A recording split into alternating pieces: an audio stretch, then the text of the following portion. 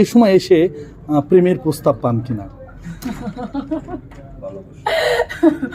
প্রেমের প্রস্তাব আমি মানে আমার চোখে তো সবচেয়ে কয়েকদিন আগে না, বেশ বছর আগে আমরা একটা শুটিং করছিলাম ডলি আন্টির সাথে, ডলি জহুর, শর্মিলি আন্টি, ডলি আন্টি, তাদের সাথে আমার অনেক কাজ হয়েছে।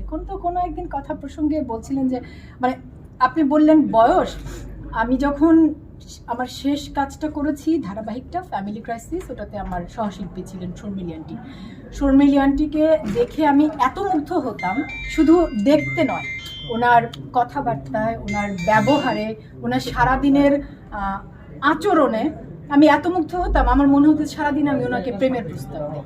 তো আমার মধ্যে যদি শর্মিলি আন্টির সৌন্দর্যের কিছুটাও ধারণ করতে পারি, তাহলে তো বেঁচে থাকলে 70 বছর বয়স পর্যন্ত গিয়েও প্রেমের প্রস্তাব পাবো। তার মানে পাচ্ছেন?